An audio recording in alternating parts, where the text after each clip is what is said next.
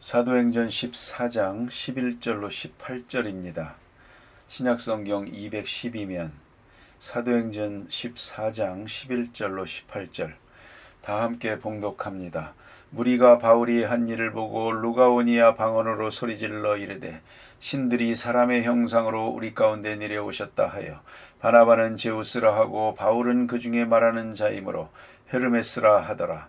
시외 제우스 신당의 제사장이 소와 화환들을 가지고 대문 앞에 와서 무리와 함께 제사하고자 하니 두 사도 바나바와 바울이 듣고 옷을 찢고 무리 가운데 뛰어들어가서 소리질러 이르되 여러분이여 어찌하여 이러한 일을 하느냐.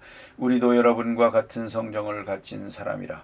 여러분에게 복음을 전하는 것은 이런 헛된 일을 버리고 천지와 바다와 그 가운데 만물을 지으시고 살아계신 하나님께로 돌아오게 함이라.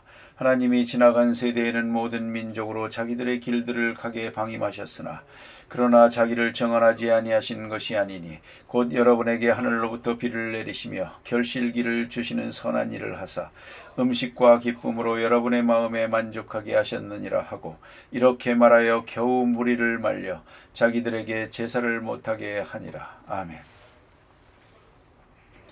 오늘 본문에 나타난 말씀은 아주 재미있는 이야기이기도 합니다. 바나바와 바울이 지금 이렇게 루스드라에 가서 나면서부터 안진뱅이 된 사람을 불러 일으키는 큰 기적을 나타내게 되었습니다.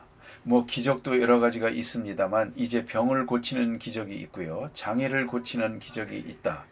병은 진행 중에 있습니다. 그런 거로 나빠질 수도 있지만 나을 수도 있습니다. 그런데 장애라고 하는 것은 진행이 멎은 겁니다. 그것은 고치지 못하는 겁니다. 다시 말해서 장애는 그것으로 끝난 것입니다. 그런데 이것을 낳을 수 있었다 하면 그건 정말로 굉장한 일입니다. 예를 들어서 다리를 저는 사람이 있다고 하십시다. 한 다리가 짧습니다. 자, 이 사람이 일어났다고 하게 되면 짧은 다리가 길어졌다는 얘기거든요. 이거야말로 보통 기적이 아닙니다. 어떤 사람이 병이 나, 그런 얘기하고는 전혀 틀립니다. 또 소경이 시각장애자가 눈을 떴다. 그런데 이 사람은 안구가 없는 사람입니다. 그렇다면 그건 장애자입니다. 나면서부터 안진뱅이 된 사람, 한 번도 걸어본 적이 없었다. 이건 완전 장애자입니다. 그런데 이 사람이 일어났다. 그건 굉장한 일인데 그야말로 지금 이런 일이 있다면 온 세계가 뉴스감 아니겠습니까? 그걸 우리가 알아야 합니다. 이런 큰 사건이 있었습니다. 나면서부터 안진뱅이 한 번도 걸어본 적이 없는 이 사람이 벌떡 일어났다. 굉장합니다. 자, 이럴 때에 오늘 본문에 보니까 동네 사람들이 제물을 가지고 와서 바울과 바나바에게 제사를 드리려고 했습니다. 그럴 것 같습니다. 신처럼 보이지 않았겠습니까? 이런 분이 도대체 어디 있나? 하늘로부터 내려온 신이다 생각하고 신으로 섬기려고 했습니다. 제물을 가지고 와서 제사를 드리게 됐다 하는 얘기입니다. 어찌 생각하면 참 어리석은 일처럼 보이지만 오늘도 이런 일은 있습니다. 당연히 그러했을 거라고 생각하게 됩니다. 여기에는 역사적인, 전설적으로 전해지는 배경이 하나 있답니다. 이런 이야기는 어디까지나 전설입니다. 만들어진 얘기지만 세월이 오래가면서 이 이야기가 사실화되고 그들의 심령에 오랜, 소위 말하면 기억되는 사건이 되는 것입니다. 역사적 사건이 아니고 기억되는 사건이 되어서 요새 말로 말하면 프레임 오브 레퍼런스가 되어서 그들의 생활을 지배하게 됩니다. 사상을 지배하게 되는 것입니다. 이런 이야기입니다. 역사적 배경이. 여기 보면 스스하고 험해, 스스라는 건 제우스를 말하는 겁니다. 일반 역사에서는 제우스라고 많이 말합니다. 그리고 로마로 말할 때는 주피터입니다. 주피터, 제우스, 스스 같은 내용입니다. 소위 신 중에 왕 대신 신을 말하는 겁니다. 그와 험해, 허메스, 에르메스, 이것은 여신을 말하는 것인데요. 자, 이렇게 제우스와 허메가 세상을 좀 구경하려고 변장을 하고 사람의 모양으로 왔더랍니다. 그런데 아무도 못 알아보고 영접하지 않았다는 겁니다. 이제 제우스가 체면이 말이 아니요.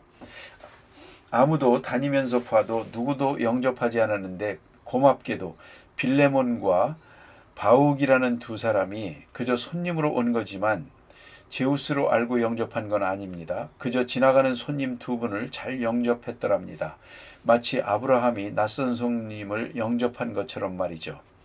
제우스가 너무 고마워가지고 자기를 영접하지 않는 이 도시를 다 진멸하고 그 다음에 큰 성전을 지어놓고 신전을 지은 다음에 이 신전을 두 사람에게 맡겨서 신전을 너희가 맡아 관리해라. 그래서 신전지기가 됐답니다. 요새 말로 말하면 신전지기의 회장이 된 겁니다. 그렇게 됐다 하는 겁니다. 그래서 이 사람들은 언제라도 또 제우스가 사람의 모양으로 세상에 나타날는지도 몰라 나타났을 때 바로 영접하지 못했다가는 아주 큰 벌을 받는다. 또 반대로 잘 영접하면 큰 상을 받을 거다. 머릿속에 그런 생각들이 있었다는 겁니다. 준비된 생각이 있었죠. 그러다가 바나바와 바울이 나타나서 나면서부터 안전뱅이 된 사람을 일으키는 걸 보고 아, 이게 제우스 신이다. 오늘 나타났구나. 이걸 영접해야 되겠다. 그래서 제사를 준비했다는 거죠. 그럴듯하죠. 그럴듯하기만 하지 사실은 아니죠.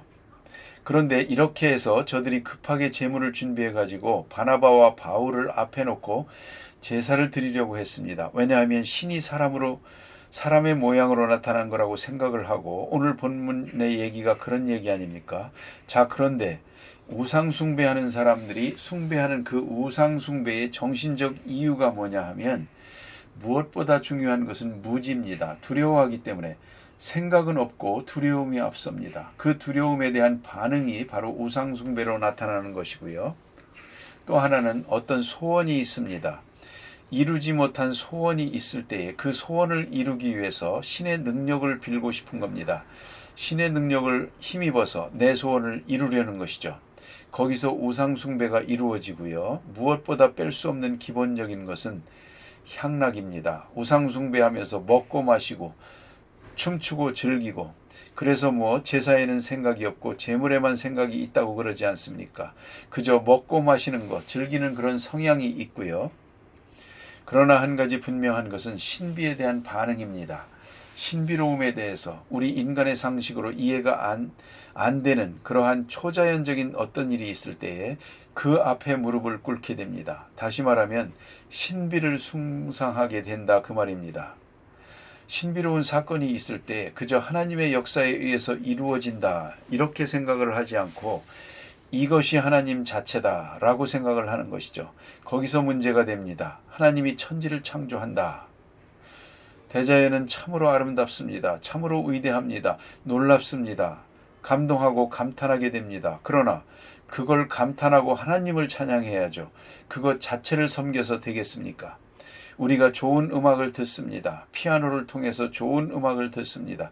그렇다고 우리가 피아노를 섬기겠습니까? 우리는 피아노 좋다는 말은 잘 안 합니다. 문제는 피아노를 연주한 사람이죠. 연주하는 사람에게 존경을 보내지 피아노를 칭찬하는 건 아니죠.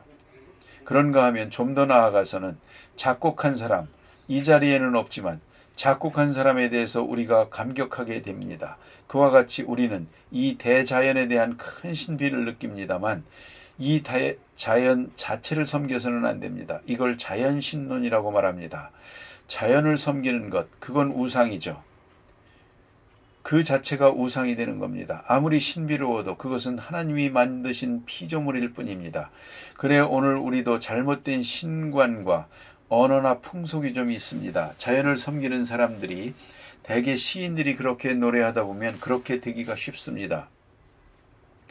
그래서 옛날에 세네케 같은 사람도 오 자연이여 우리의 의지를 다하여 당신을 섬기나이다. 자연을 향해서 당신을 섬기나이다. 자연 숭배, 이건 있어서는 안 되는 겁니다. 그건 피조물이죠. 나와 같은 피조물입니다. 그걸 잊지 말아야 됩니다. 그래서 우리가 쓰는 말 가운데 잘못 사용하는 용어, 불교적 용어입니다. 신토불이라고 있죠. 그거 좋은 말 아닙니다. 신토불이, 나와 흙이 같다 이겁니다. 둘이 아니라 이 말입니다. 신토불이라는 말이 사실은 지극히 철학적이고 또 불교적인 용어입니다. 아닙니다. 사람은 하나님의 형상으로 지어졌고요. 대자연은 하나님이 만드신 피조물입니다. 그런 거로 우리는 하나님을 섬기는 것이지 그 피조물 자체가 아무리 신비로워도 그는 우리의 섬김의 대상이 될 수 없습니다. 그걸 잊지 말아야 합니다. 그런 거로 오늘 이 사람들이 놀라는 일이 있다고 해서 바나바와 바울에게 제사 드리겠다고 대드는데요. 그건 우상 숭배입니다. 그래서 우상이 되는 것입니다. 잘못된 것입니다. 자, 그래서 사도 바울은 여기서 진실과 겸손을 찾습니다. 사실 이건 어려운 일 중에 하나이기도 합니다. 사람이 두 가지 경우에 자기 페이스를 잃어버립니다. 자기 페이스를 잃어버리기 쉽습니다. 그 첫째가 억울함을 들을 때, 아주 억울한 말을 들을 때 정신을 못 차립니다. 그래서 정도를 넘어서 자기 스스로 비하하고 분해하고 억울해하고 거기에서 분통이 터질 때에 자기 페이스를 잃어버립니다. 또 하나는 칭찬 들을 때, 그 칭찬을 내가 그냥 받아들이려고 하는 거죠. 거기서 잘못되는 겁니다. 오래전에 어느 책에 이런 일이 읽은 일이 있습니다. 어린아이들을 앞에 놓고 아주 어렸을 때죠. 더구나 계집아이가 서너 살 됐을 때 색동옷을 아주 예쁘게 입히고 그럼 아주 예쁘지 않습니까? 참 예쁘다. 아주 곱다 해놓고 거기다가 한마디를 더 합니다. 얘는 옷도 딱 맞고 착해서 싸우지도 않고 이렇게 예쁘기도 하고 이렇게까지 칭찬을 해두면요. 얘가 그 다음부터 칭찬 들은 말을 지키려고요. 꼬리치마 딱 붙들고요. 살살 왔다 갔다 앉지도 못하고 서지도 못하고 그럽니다. 이렇게 그런 옷을 사흘만 입혀놓으면요. 병원에 입원해야 됩니다. 애들 좋은 옷을 오래 입히는 게 아닙니다. 잠깐 입혔다가 벗어 하고 장난꾸러기들 입는 옷을 입혀가지고 자기들 마음대로 놀게 해야지. 이 옷을 입고 하루 종일 이제 어떻게 되는 겁니까? 그게 바로 위선이라는 겁니다. 칭찬하는 것을 이제는 자기가 그걸 자기 것으로 만들려고 합니다. 여러분, 가령 누가 여러분을 향해서 천재라고 한다고 합시다. 내가 천재라고 생각한다면 멍청한 사람이죠. 바보 아닙니까? 남이 뭐라고 해도 내가 천재 아닌 거 압니다. 남이 천재라고 해도 나는 아니요. 혹 누가 성자라고 한다고 합시다. 내가 왜 성자입니까? 아니죠. 그 아니라는 걸 인정해야죠.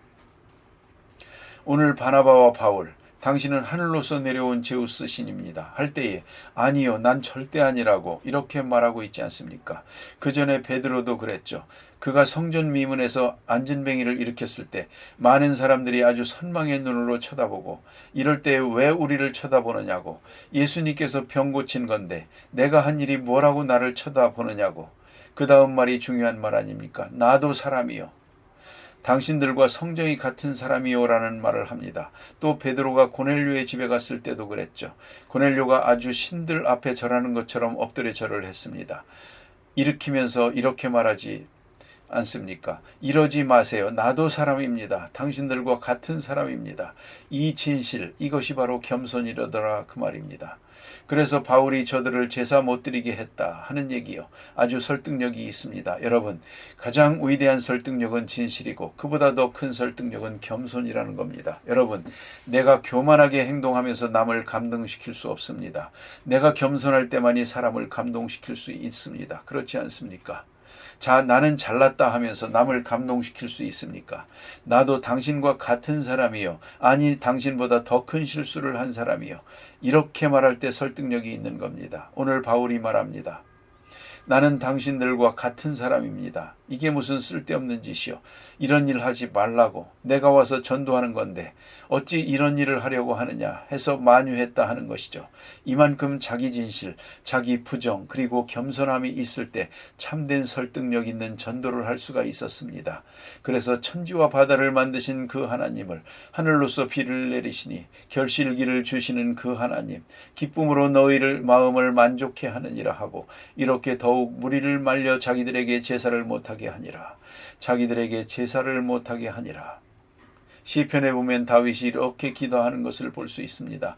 하나님이여 영광을 나에게 돌리지 말아주세요. 하는 기도를 합니다.